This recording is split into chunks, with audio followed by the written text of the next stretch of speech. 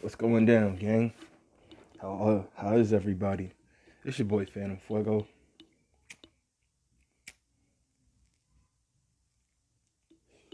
Coming at you with the news, views, previews, and reviews with just a twist of his ghetto point of view. James Harden has crash landed in my neck of the woods. Couldn't even go to practice because Boogie was about to put the pause on him.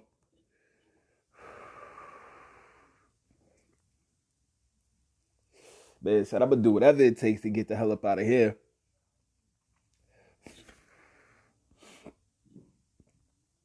I'm going to do whatever it takes to get up out of here. Listen, at the end of the day, Wildcats and Sun Devils don't really get along anyway. And it looked like Wildcat Nation is about to take over in H-Town.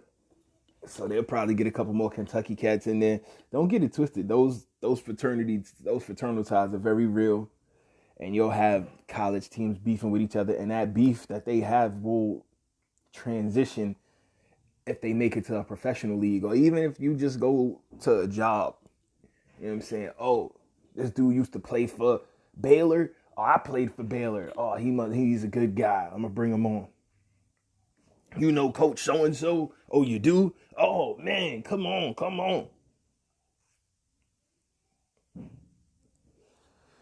Those ties are very real. People really take that shit serious. And the opposite flip side of that is, oh, I went to North Carolina. Oh, you went to NC State, huh? I'll try not to hold that against you. But then they will. Oh, they definitely will. They will definitely hold all of that against you. You will definitely be ostracized or made to look crazy because you went to a different school. Sometimes it gets that deep. So, Sun Devils and Wildcats can't get along. Kevin Harden is up out of there. I said Kevin Harden. Jesus, excuse me. I combined the abilities of Kevin Durant and James Harden into one super player. I called him Kevin Harden. Crazy. But I mean, it was, the writing was on the wall, man. He wanted to go. The writing was on the wall. And now it has happened.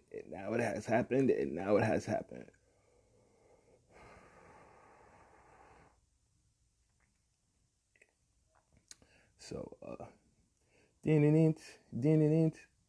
it is crazy. I honestly, I'm still not sure if they come out the East, man, because these guys are going to have to gel and they're also going to have to, avoid injuries because they're so, they had to give up a lot to get him. So hopefully they are not so depleted that now it's like, well, will this work? Will this not work? Will this become a problem? But yeah, man, it is official tissue, like a referee with a whistle. Woj dropped the bomb on it, so that's when Woj dropped the bombs, it goes down. Houston Rockets, according to Bleacher Report, traded James Harden to the Brooklyn Nets as part of a 4-team trade that will also send Victor Oladipo, who was a superstar in his own right and was killing for Indiana, to Houston. And this will also give Karis LeVert, I'm sad to see him leave Brooklyn, but he's a killer and he's ready to start being more of a prominent player on his own squad. He's damn near walking triple-double. He just needs the reps. He needs the possessions with the ball in his hand to show everything that he can do. You know what I mean? He's been a killer since his days at Cincinnati and even before. He's a real LeVert. Yes, the LeVert name rings bells in the entertainment world, period. And now this gentleman is now about to be running his own team in Indiana. And Indiana is about they hoops, so I'm sure he'll be welcome there. And it'll be a good look for his career. It'll put him in a position to get that next big contract which I'm sure he wants because his usage and his percentages will go up, up, up, up, up. Playing behind KD and Kyrie and Spencer Dinwiddie, and while he was getting his touches and reps and he was getting to look great, it's not the same as carrying the load of a team by yourself and showing the world what you could really do. Showing the market what you could really do and letting them pay you in kind. So on Thursday, Brooklyn confirmed the deal. First reported by Shams Charania of The Atlantic in the stadium on Wednesday. The beard is a Brooklyn net. Welcome to Brooklyn, James Harden. Was a tweet from the Brooklyn Nets official Twitter feed. The Rockets receive Oladipo, Dante Exum, who I like, Rodions Caruso, who's also a good, nice foreign player, 2-3 tweener. He can definitely do some small ball fall stuff as well. 3 unprotected Brooklyn first round pick. That's going to sting. 4 unprotected Brooklyn net pick swaps.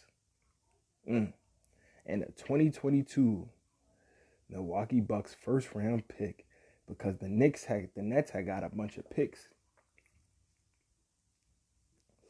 in that Durant trade, which is crazy that they got Durant and picks. I'm like, this was Durant made this shit.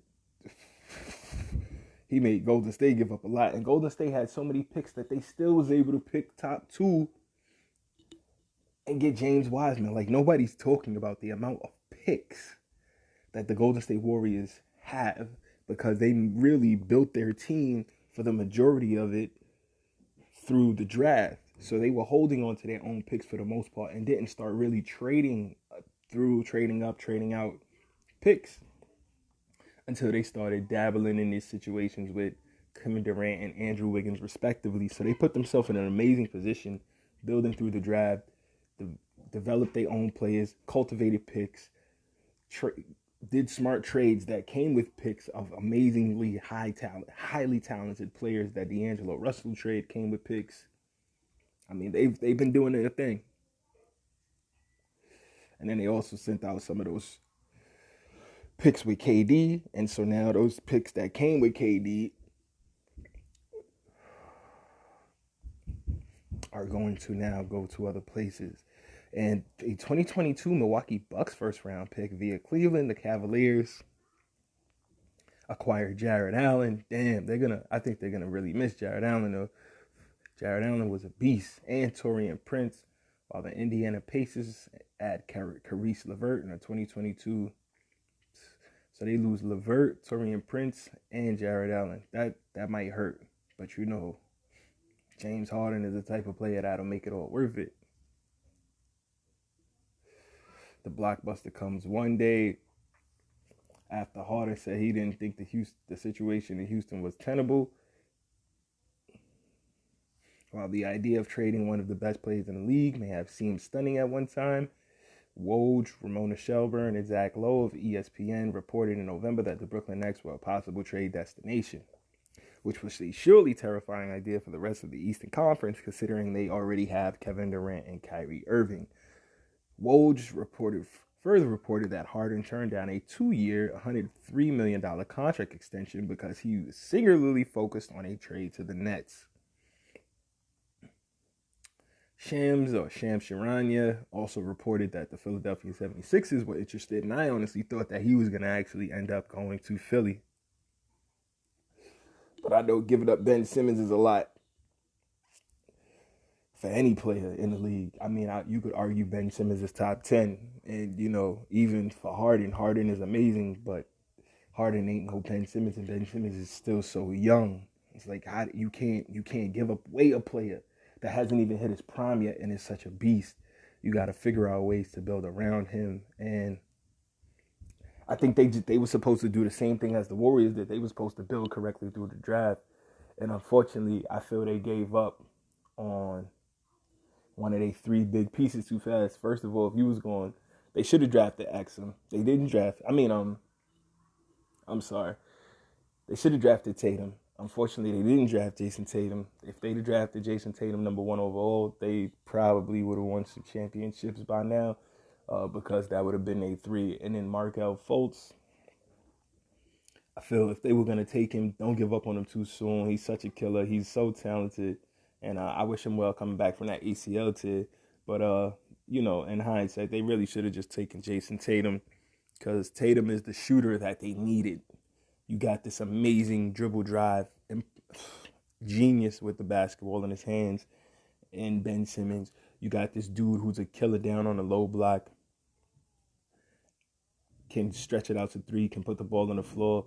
All you needed was somebody who could consistently just shoot and shoot and shoot, and also if that person can also be an insane playmaker and put the ball on the floor, and not just be Klay Thompson and be stationary, but also make plays, grab some assists and boards, and be 6'7", 6'8", like a Jason Tatum was. I feel that was just the perfect addition to their team, and they went with the flashy guy Markelle instead of going with the safe Jason Tatum pick, and it is what it is. According to Sam Emick and Kelly Eco of the article continues of The Atlantic, Harden also added the Portland Trail Blazers and Boston Celtics to his preferred destinations by December. Could you imagine Harden with Tatum and Walker? That would have been special, but not as special as with KD and Kyrie. Whew. Him on the Blazers would have been cool because it would have been him, Melo again, and the Blazers would have probably had to get rid of McCollum at that point. But Harden resumes.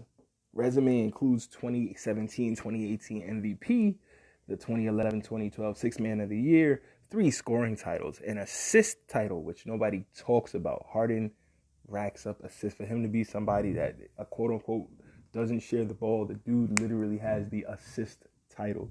He has won the assist title, meaning he was the person that passed the ball most proficiently for a whole season. 7 All-NBA selections and 8 All-Star selections. And I understand the real serious ball players, the real savants, they ain't going to be like, oh, well, so does Chris Paul could rack up a bunch of assists, Rajon Rondo could rack up a bunch of assists, but they're ball hogs in the way they rack up those assists. And you could argue James Harden and LeBron as well are ball hogs in the way they rack up assists. Even Durant is becoming a ball hog, but he's starting to get at assisting to his ball hoggery. And I don't think there's anything wrong with being such a floor leader and a floor general that you need to be the main person that sets up the offense for your teammates. I think there's a reason they're primary players, and that's why they get paid what they get paid. He led the league in scoring each of the last 3 seasons, and helped lead the Rockets to the playoffs in all 8 years with the organization, which is amazing. Come on. This dude was special out the gate, and he just kept advancing his skill set.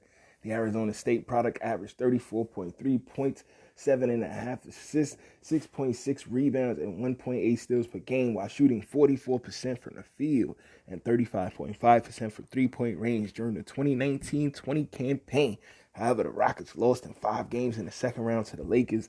Come on, of course, underscoring the biggest question with Harden. Houston never advanced past the Western Conference Finals when he was there, and it was fair to wonder if it would ever win the title with him as its best player. He's owed $85.7 million over the next 2 seasons and has a $47.4 million player option for 22-23.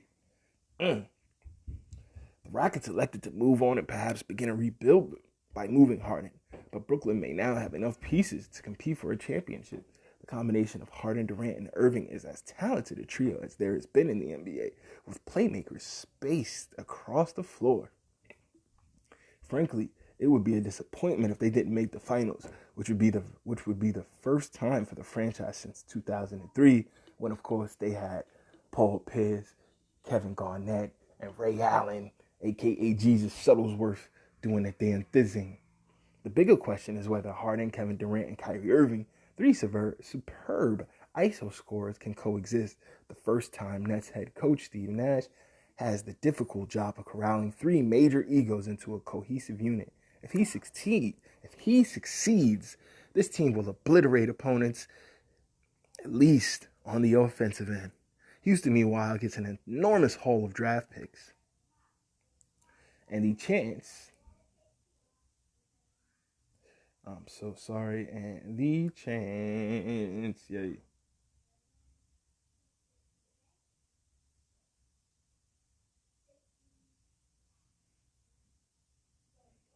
To be really, really special is the longest short what the article was going to say. They get the chance to be really special. I mean, it's a great article on Bleacher Report, guys. Feel free to check it out. I will add one thing. Finally, the Cavs snuck into this trade and got a talented young center in Jared Allen for little cost. And I think the Cavs probably aren't done dealing. They have a glut of big men in Andre Drummond, Kevin Love, Larry Nance Jr., and JaVale McGee already. But from a value position, they hit a home run. Absolutely. Because now you got Jared Allen, you got Andre Drummond, you got Kevin Love, you got Larry Nance Jr. If they're smart, they trade Andre Drummond and Kevin Love, keep Nance Jr., keep McGee, keep Allen, and let McGee be the veteran. Or I mean, McGee might want to get up out of there though, to be honest, because he's the old head. So they probably will end up keeping Nance Jr., Love, and Allen, and let Allen be the young big who builds with the Brahma Bull, aka young young destroyer China, young destroyer your China, aka Colin Sexton. Him and Colin Sexton could be an explosive 1-2 punch. Um, yeah, I really like that. I really like that. The Cavs are getting some pieces to build into the future. And LeVert is going to go absolutely ape.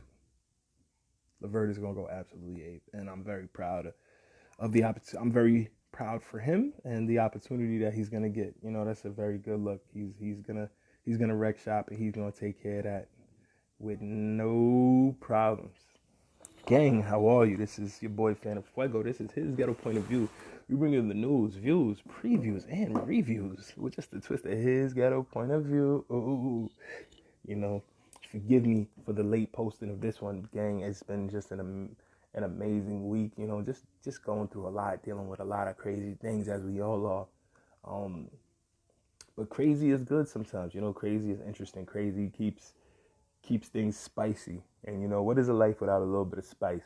Ay ay ay. You know, if you're not saying ay ay ay once or twice a day, your life might be a little boring. It might be a little monotonous. It might be a little dull, you know. And some people say, "Oh, all that spice of life, all that excitement can shorten your life." I mean, that may be true, you know, if you don't know how to stay even keel and emotionally deal with all that, and you know, be able to ride the good and the bad, the ups and the downs, the highs and the lows. If you are somebody who does not know how to get through that, and that's not to say that we don't all be depressed and down and you know feel dreary and bad sometimes. That's absolutely not true. But you know, we meditate, we fast, we drink water, we eat right, we exercise, we get it in. You know, we get in this therapy, we get in this physical therapy, we get that spiritual therapy in, we get that emotional therapy in, and we, you know, guys, we move on, we move forward, we stay strong, we stay consistent, we stay solid, we stay real, true, trill. You know, you keep it 100, regardless of how people feel. Keep it 100. Stay authentic, and in doing that and riding out things in that fashion, head held high, not giving a what when people have something to say, because people always gonna have something to say, and if people don't have nothing to say, then you ain't doing nothing right, and you may not be doing anything at all. If no one ever has anything to say, you are making zero impact. So just keep that in mind, man. So, you know, we ride through these waves. We ride through the ups. We ride through the downs. We ride through the good. We ride through the bad. We feel blessed at all times, through the good, through the bad, through the loss, through the horrors, through the tragedies, through the blessings, through the rainfall, through the drought seasons. We always feel blessed because, A, we here to experience that. And then experiencing it in and of itself give you an option to have something to write about, have something to talk about, have a lesson or a jewel to share with others. Because so many people's lives are boring and monotonous, and they never experience anything that they could write a bestseller about and become a published author, or have their book converted into a screenplay, or give a lecture series. Some people's lives is so mundane and routine, you know, very milk toast. Never one thing, never one hair is out of place, never one Never a dust ball rolls through. And, they live it and they love that. That's a very generic lifestyle. Some people enjoy that. But, most of us don't really enjoy that. Most of us have a little bit of a flair for the exciting and the enticing. And there's nothing wrong with that. In reason and moderation. And life is going to give you those ups and downs, those bumps in the road anyway, those hurdles. And it's up to you whether you jump over the hurdles, whether you see that they're going to come and get yourself ready. And if you do trip over a hurdle, what you going to do? You're going to sit there and cry. You're going to just look at the blood scraped knee and just whine about it. Or you're just going to sit there like you can never get up again. Or you're going to dust yourself off and keep going, limping or not, bruised up or not, beat up or not. Are you going to lift yourself up and keep going? Are you going to be the warrior you was meant to be? Are you going to step into your kingdom and your queendom properly and put in the work to really earn that throne? Or you going to be a sucker? You going to be a loser? You going to be left behind because everybody else going to keep running the race. And that's a sad way to look at things, but it's the truth, sir. It's the truth, man. It's the truth, king. It's the truth, queen. Beloved, bro, sis, my people of all walks. It's the truth. The race is going to keep being ran. And the race is not for the swift. The race is for he or she who can endure it to the end. This thing ain't for the faint of heart. This thing is for the strong. Those who survive, those who keep going are the strong. Those who make it are those who plan to make it. Those who put it in their mind that making it is what they will do. Those who fight. And you guys are warriors. You guys are fighters. You guys are winners. So fight, win, survive, thrive, keep running, fall down, get up, limping, ankle hurt, ankle broke, get up, keep fighting, keep running, keep going, crawl to the end. I promise you it'll be worth it. I promise you it's always worth it to keep going. It's always worth it to keep fighting, to keep struggling, to keep pushing, because there's beauty in the struggle. Turn that struggling into a story that can bless and teach so many other people. You win, you win, you win. I promise you, you win like that. We love sitting around watching other people's stories and learning from their lessons and their blessings. But you may have a story that's even crazier that people have never heard yet. Get that out there. Let people know.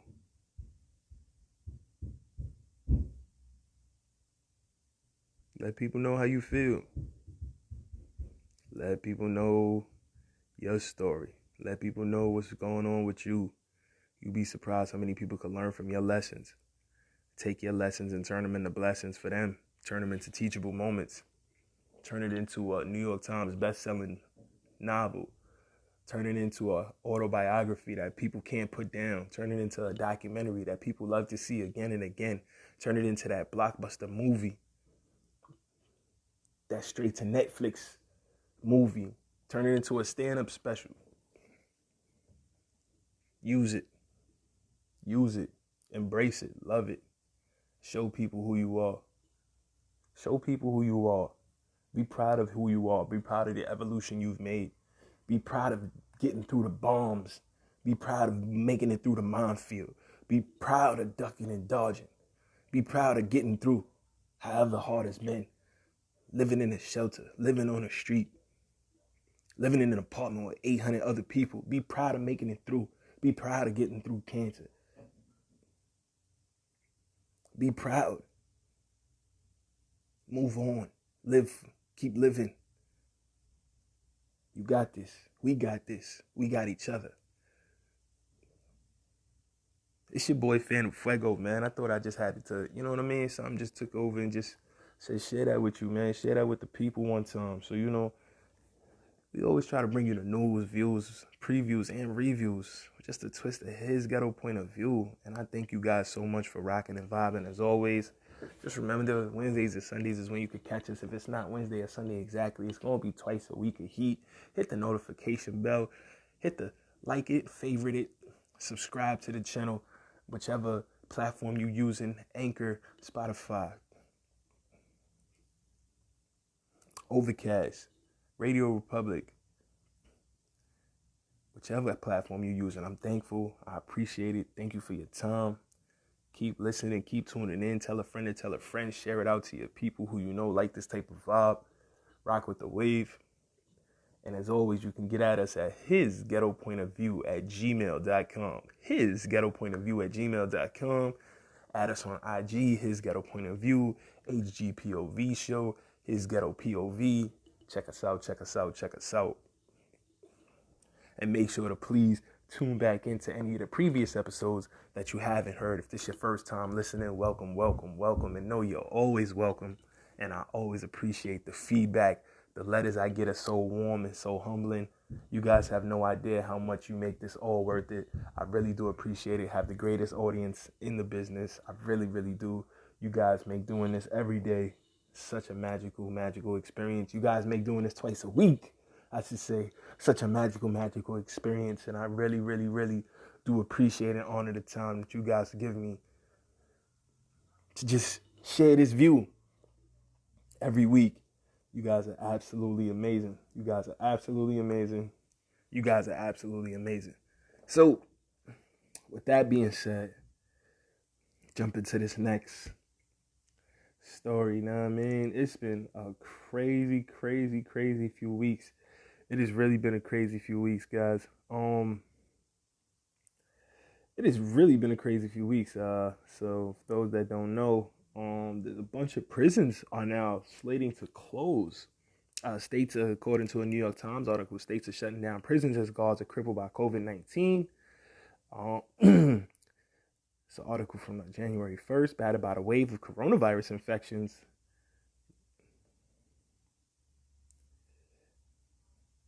And deaths, local jails and state prison systems are...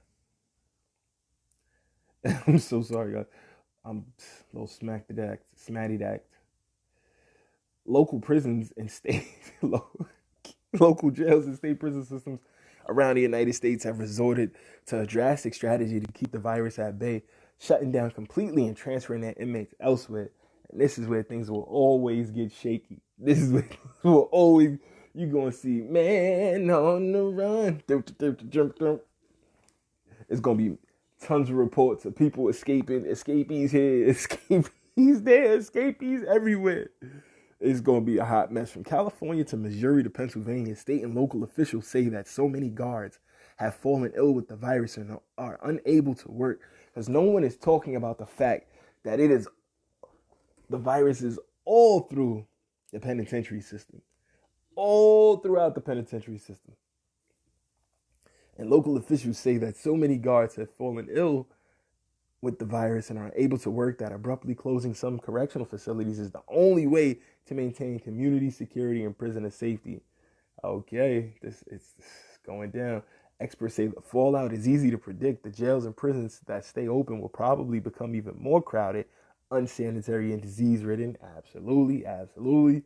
And the transfers are likely to help the virus proliferate both inside and outside the walls. It's going to just be spreading everywhere, guys. They talk about Trump events as super spreaders, and I'm not saying they aren't, but they never talk about the prison industrial complex being a insane super spreader of this disease. They never talk about the Walmarts, the Targets. I'm gonna be nice today, y'all. I'm gonna really try to be nice today. The Amazon Employment Center, the FDA, the FedEx logistics centers. But I'm gonna chill out, y'all. I'm gonna chill out.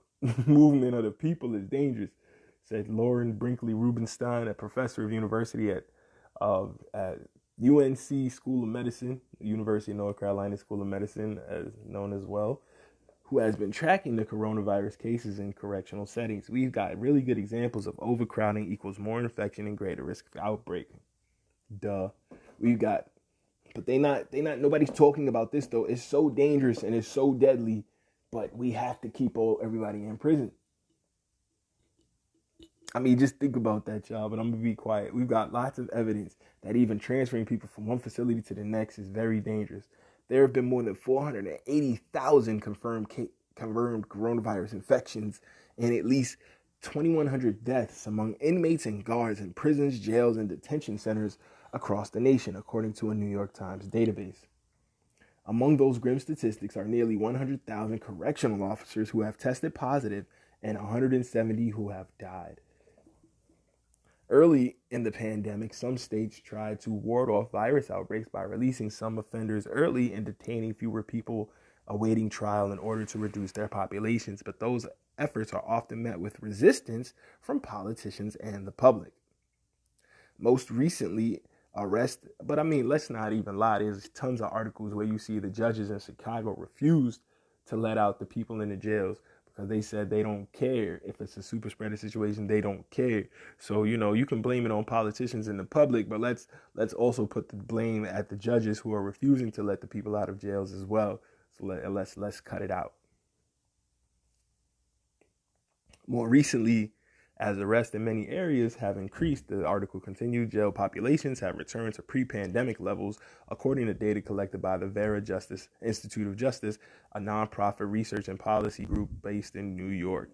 That fact, combined with widespread infections among correctional officers, staffing shortages stretching back many years, and strains on prison medical facilities, have pushed states as the pandemic progresses toward more concentration and crowding, rather than less, in part through the closure of strain facilities. Yeah, this doesn't make any sense.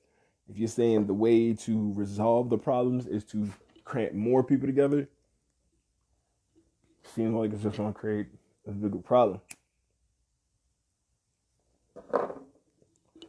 They talk about strains mutating all over the place. What the hell they think is going to happen if they put a bunch of people that's all sick together? You're going to get super strains. But I'll be quiet. In late November and early December, for instance, North Carolina prison officials closed the Randolph Correctional Center in Asheboro, along with 3 minimum security facilities, and have not ruled out more closures. It feels like we're holding this together with bubblegum and packing tape, Todd Ishe, the state commissioner of prisons, said in a recent interview. Really, we're all in the same boat. It's challenging our community. It's challenging prison systems north, south, east, and west. Wisconsin has closed a cell block at its prison in Waupun and started moving its 220 inmates to other prisons. Despite warnings that similar prison transfers elsewhere have shown deadly outbreaks, including the San Quentin prison in Cali. Infections and deaths in the prison system have more than doubled since the beginning of November, according to a New York Times analysis of state data. More than 1/3 of Wapun's guards have been infected since the start of the pandemic, according to state data. In Missouri, Howard and Pike County shut down their jails. Wow. In a terse Facebook post, the Howard County Sheriff's Office wrote, the jail is temporarily closed due to shortness of staff due to illness. All detainees are currently being housed in Cooper County. But do you understand, people that really get to it and do criminal shit are going to be loving the fact that the jails is closed. I'm not even, I don't mean to seem dark like that, guys, but there has to be better ways to resolve these problems than closing jails, A. And B, closing jails is only going to lead to more criminality, A, and more people's families being without money, resources, jobs, because several of these guards are going to eventually be completely out of work. This is crazy. Article goes on to say elsewhere, the authorities have so far rejected prison closures, but have taken sweeping measures to try to keep pace with a virus that has moved through prisons with lightning speed. Ohio and New Hampshire have each called in the National Guard to bolster thin correctional staff. Michigan has transferred hundreds of inmates around its prison system as staff counts have dipped, despite infection rates in the prison system doubling during the past month. According to union officials, teachers and nurses, who were once a rare stopgap resources, are increasingly relied on by the federal prison system to fill staffing holes brought by the illness and a rash of early retirements among veteran officers, according to, yeah, they said, I'm getting the hell up out of here. So, I mean, and that happens. You have a lot of people who will be at like 25 years and anytime somebody does a city job, they try to hit these benchmarks of, oh, I did my 20, I did my 30 years, I did my 25 years, and I got up out of there. I did 15 years and I got up out of there. Because depending on the level of time you put in before you officially retire, it's going to change the amount of money they pay out to you on a monthly, bi-monthly basis. So pretty much how your pension would be set up would be directly a reflection of how many years you have put in with a particular company, which, makes complete sense. So people try to push it as much as they can and get as many years as they can into it and squeeze out those last few years. But now you're seeing people say, it's not even worth it. I'm getting up out of here now, which is a big reverse on how things used to be even just a few years ago, which is saying a lot about what's going on with everything. This is serious times, man. Serious times call for serious measures. Serious times call for serious measures. Analysts say the root of the problem lies in mass incarceration. Duh. Particularly in rural where most of the closures are occurring. While advocacy groups have pressed states to reduce incarceration levels and close prisons for years with limited success, some believe that the continuing wave of closures brought on by the coronavirus might spark more permanent change. I mean, you already see here in places like New York where they're trying to close the main prisons, the bigger facilities that are outside of the city, particularly Rikers Island, and move all of those inmates into the city, into these smaller, modern, stylized city jails. But city prison facilities. But my whole thing is, so you're going to close Rikers, which has a huge probably outbreak of a virus, and bring those people into a city and create a huge outbreak of the virus in the city as people release. This whole thing is crazy. And, again, most people have a 99% success rate of getting through this and healing just fine. So, whatever. But the people who don't feel that this is good, I can definitely understand their perspective, because it's like, this is crazy. And then, okay, of course it goes on. In some states, correctional officers earn less than $12.50 an hour. Jesus, that's kind of trash money. Not more than fast food workers, and many lack broad job protections or benefits. Yeah, that's trash money to be a corrections officer, man. There's no way. It's a mess. It's very much a mess. This article is really dope. Again, check it out in the New York Times. States are shutting down prisons as guards are crippled by COVID-19. It's an article from the first. Really good reporting. It's your boy Phantm Phuego. Guys, you guys are so amazing. I'm going to take a quick intermission. We'll be right back with more news, views, previews, and reviews. Just a twist of his ghetto point of view. Thank you guys so much. Be right back.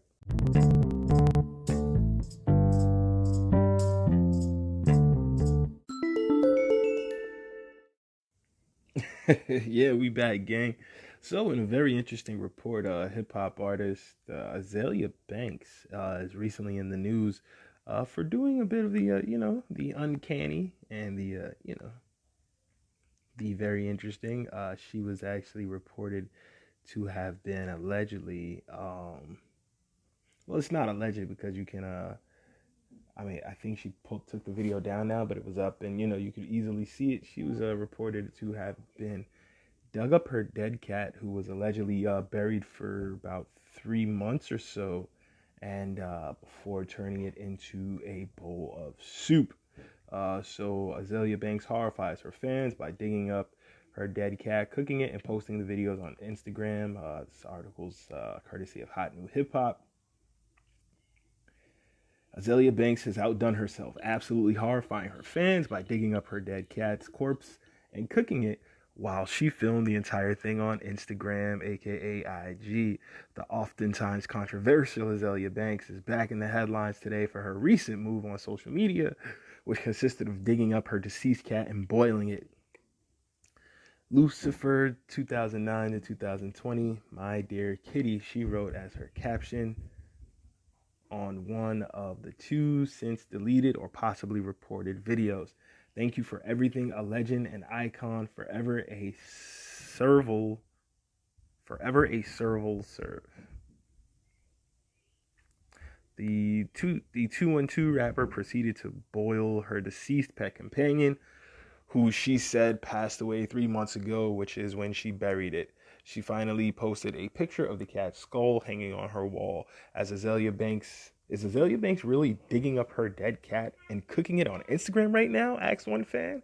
Seriously concerned for what's happening on the artist page. Azealia Banks dug up her dead cat and cooked it. I have no words. 2021 is not the year, said another. This marks just the latest in Azealia's troubling history, especially as it pertains to animals. The rapper notoriously performed a brujeria ritual, and those that don't know, brujeria is, one of the, it's like a form of what they would call today witchcraft or, wizardry, magic. So, yeah. In her closet 5 years ago, stating that real witches do real things after cleaning up 3 years worth of chicken blood from her floors. We will not be posting the videos as they are very graphic. Check out some fan reaction below. I closed Twitter for 3 hours and come back and to Azealia Banks cooking her cat, wrote at J Todds. At Chromatic X Mill wrote Azealia when we asked her why she cooked her cat. Oh man, this is very interesting. So of course people are a little upset and a little perturbed by Azealia Banks cooking her cat, but I'm not really sure why people are so bothered by such an act. I mean, it happens. Santeria, brujeria, these are old religious art forms that have evolved over time from very, very, very ancient classical forms of worship, forms of veneration to different deities, different beings, different higher individuals. So while I can understand some people not, being cool with that, thinking that it's, a bit of a issue,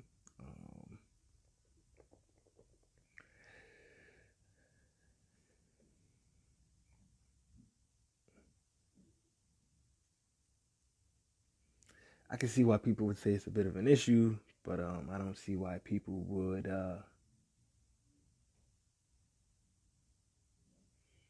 have this much of a problem with it. I really don't. Yeah, I mean, I don't see why people have to have this big of an issue with it. To be honest, it's her cat at the end of the day, and I mean, if it's not illegal, man, what are we gonna do?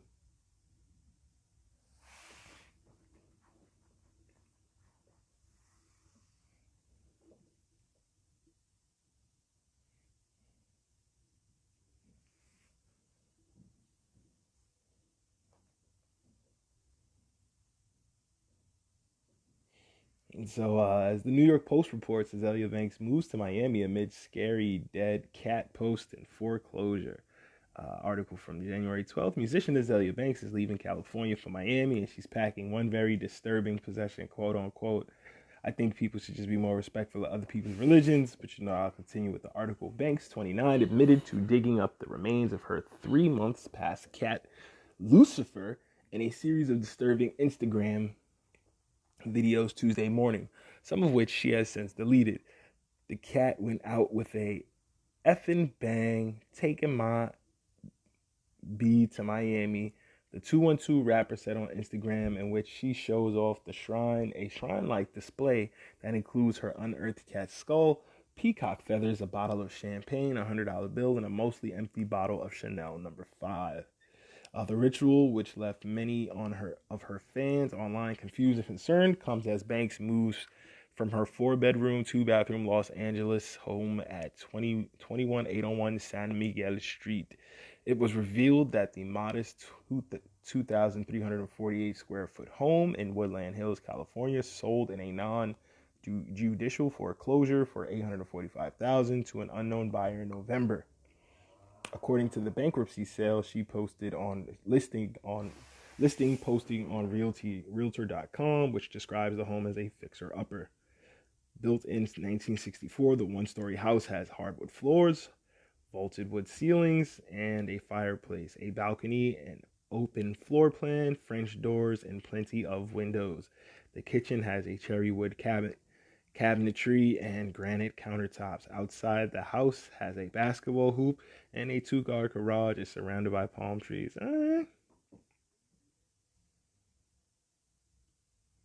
So it's not. Listen, hey, I mean that's not a bad home, Azealia. I see you. I ain't know Azealia was getting to the bag like that. Ain't nothing wrong with that. Sheesh.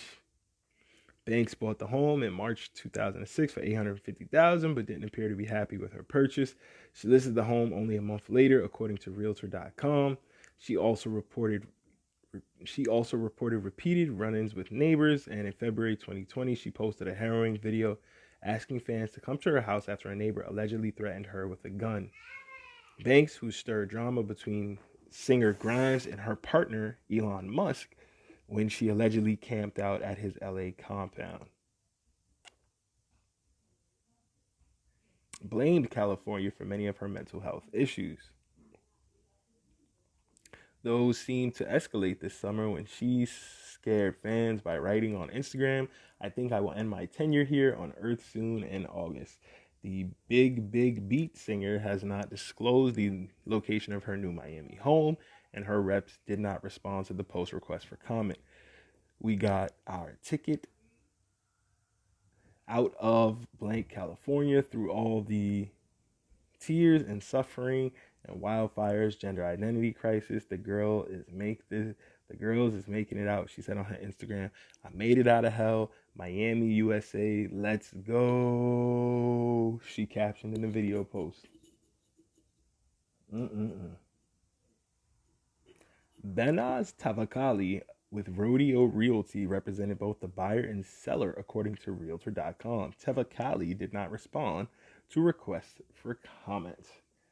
So, I mean, listen, man, if she's, some type of blessing ritual, because I've seen some places, I've watched some stuff on Brujeria and Santeria, and I've seen where some of the, what they call the priest, or the known as the Santeros, have when they bought new homes. This one gentleman was saying when he bought his new house, he sacrificed a goat to a particular deity to make sure that his new endeavor would be blessed. Is the way I'm gonna describe it. That he would have good fame and good fortune. Well, not fame, but good fortune in his new endeavor in this new place.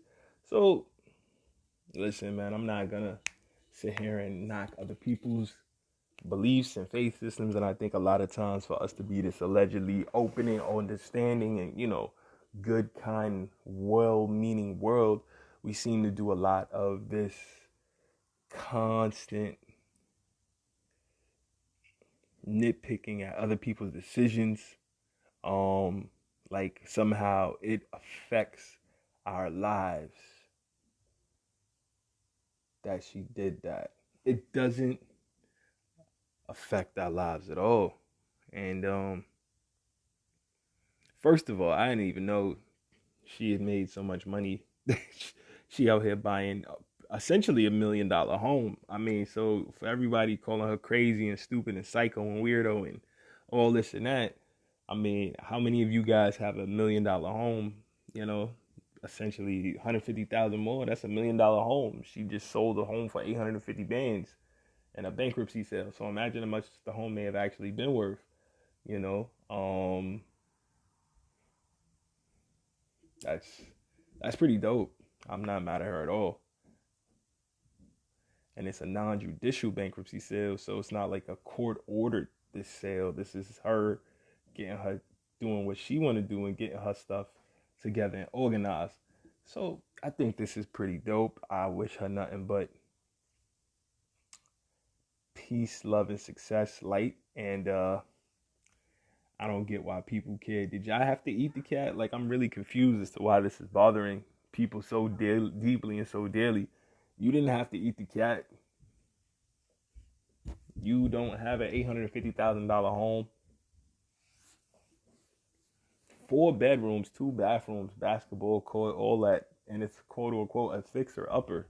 I didn't even know she was in the hoops like that, neither. That's kind of dope. 2-car garage, full basketball court. That's a beautiful home. And, you know, whoever bought it, I'm sure is going to get a place that they love. And, you know, who knows? It might be somebody who's also into the same type of spiritual systems that she's into. And, you know, they'll just feel very at home and welcome in that place. But, you know, good for her for getting out of there if she felt that her neighbors were not respectful to her way of life, because I've heard that happens with people who do the santeria, brujeria, you know, palomayombe, and, you know, any derivative, voodoo, vodon, any derivative of that type of cultural or religious practice.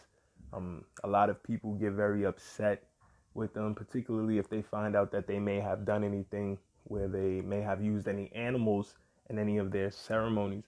It is very real that they may sacrifice an animal. Whether you personally agree with that because of your particular sensibilities or not, it's very insensitive to turn around and tell somebody else what they shouldn't be able to do based on how you grew up or your sensibilities or your culture or your ways. You know, it can come across sometimes as not as being completely unempathetic.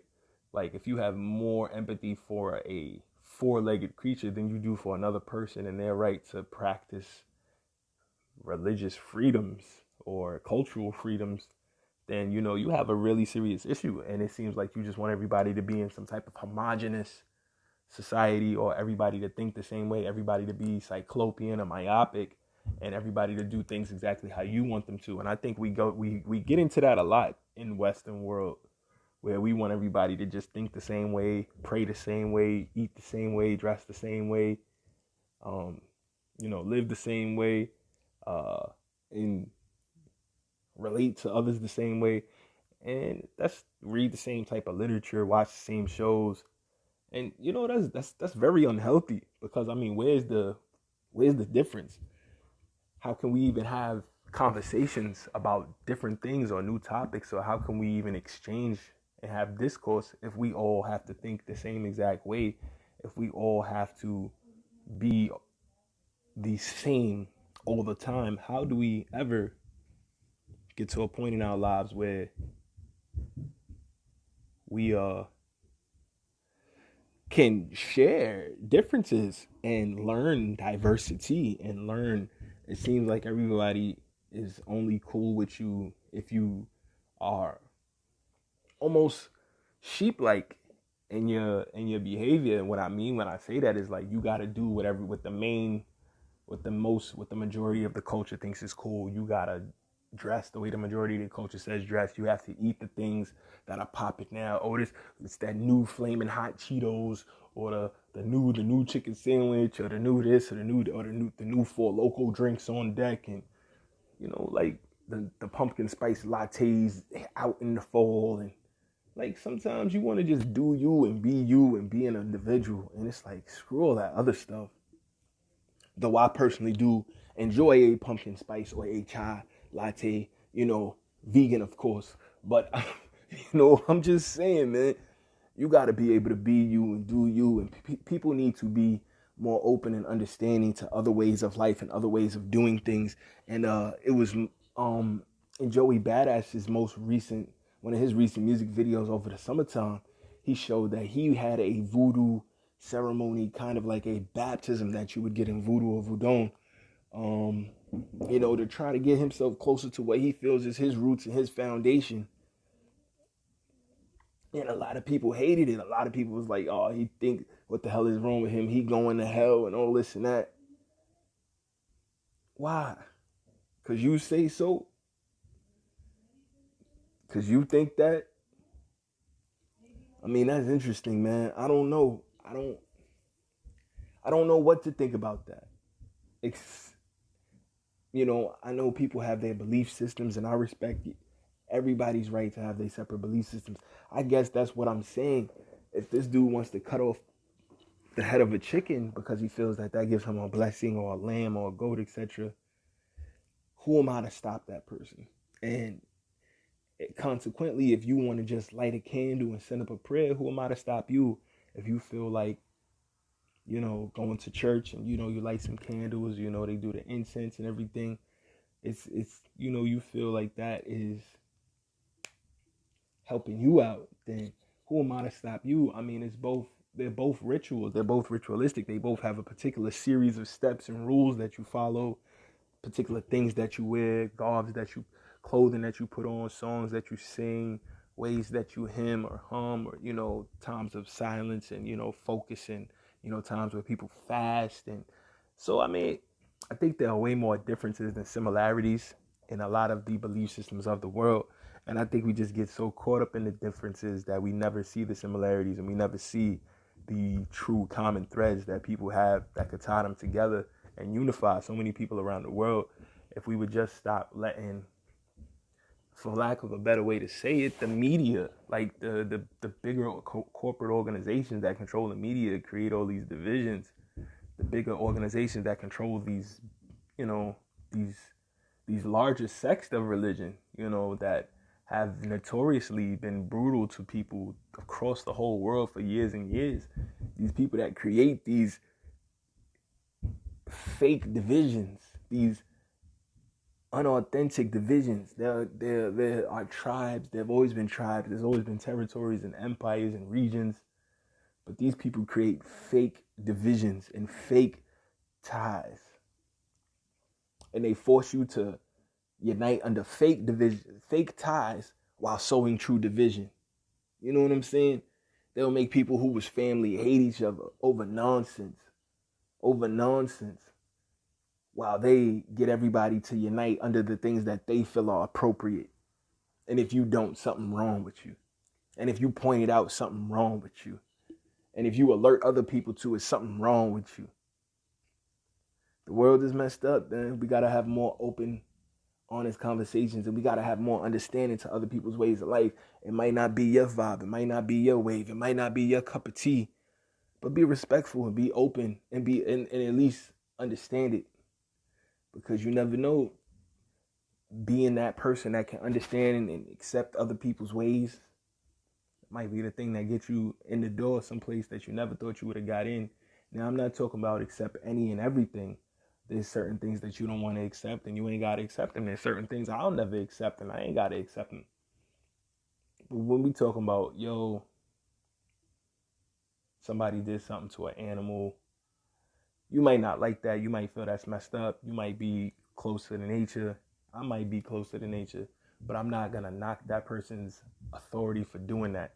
You know what I mean? Because I understand if we go way back into time, there's a time when people who did sacrifices and things like that, they only used fruits and vegetables or flowers for their sacrifices. So I completely understand that. But for those that took a different route with the culture, yeah, I might bump heads and not be friends and may have disagreements, but y'all have way more similarities. Those who just go to a Catholic or Christian church and just light a candle, just bow your heads and pray, you know what I'm saying? Y'all have way more similarities than y'all do differences. And we got to get to the point where we just appreciate each other's differences, not trying to become each other, not trying to make people bump to outside who don't want to be there, but respecting and accepting of each other's differences is going to make us all smarter people, more intelligent people, people who can hold conversations in different circles And the more combos you can have in the more different circles your name can ring in, the more money you can make out here, the bigger you can be out here, the more of a legacy you can leave for yourself and your fam.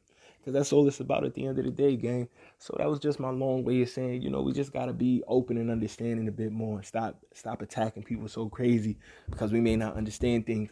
Because I don't know about you, but if Azealia Banks could put me on, I could get me an $845,000 house. I might listen. She telling me something crazy, I might be like, no, thank you, but I appreciate you giving me the info. You know what I'm saying? You have a great day and blessings to you. But I'm going to be open to listening. She tell me I got to take down 3 elephants. I might be like, that's just, I might, okay, I'm cool without the $845,000 house. But that's me. But, I'm going to be open to listening to the information because she might put me on a game that might save my life. And we won't know until we open up. Open up, gang. Open your hearts, open your ears, open your minds. The world is far more vast than we think it is. And there's a string that intertwines everything. All forms of life, all cultures. But we gotta be a little more perceptive to be able to figure it out and put the puzzle pieces together. With that being said, gang, I'm out of here. Thank you guys so much for rocking and vibing. As always, much love to AJ's Kitchen for bringing us this beautiful spread of vegan accoutrement. I got cookies, cakes, greens, beans, potatoes, tomatoes. Nah, but I mean, it's so dope. The infused meals is on deck. AJ's Kitchen at gmail.com. That's AJ's Kitchen, KITCHINN at gmail.com. Place your orders. You can also catch them on Instagram and Twitter. It is your boy Phantm Phuego, bringing you the news, views, previews, and reviews with just a twist of his ghetto point of view. Ooh, this has been such a dope episode. I appreciate you guys. Please hit that like bell. Please subscribe. Please tell a friend to tell a friend. Wednesdays and Sundays is when we try to get it in. But if we miss the Wednesday, we definitely going to get you twice a week. So hit the notifications, subscribe on whatever platform you're on. Anchor, Spotify, Google, Apple, Overcast, Republic Radio, Republic, wherever you at, listening and grinding and vibing, enjoying your day, getting to it how you do it. Make sure you are a favoriter of the show so you can be informed when we rock out. Love you guys so much, and I really, really appreciate you taking the time to listen as always. See you on Sunday, and don't let this crazy week get to you. There's so many other things we could have talked about, y'all, but I feel there's enough people driving home those crazy points, and I just wanted to vibe out on these things, and I appreciate it. But if there's anything you ever want me to address specifically, his ghetto point of view at gmail.com is where you can get at me. And as always, guys, please donate. Donations help out so much, gang, with me being able to expand and grow and stay independent in this media game. PayPal.me /Phantm Phuego, PayPal.me /Phantm Phuego, PHANTM PHUEGO, or on Venmo at Phantm PHANTM Phuego PHUEGO -42, Phantm Phuego 42, Phantm Phuego -42 on Venmo, and PayPal.me /Phantm Phuego. You guys are so awesome. I really do appreciate it. Y'all have a great day. Take it easy. See you Sunday. Peace.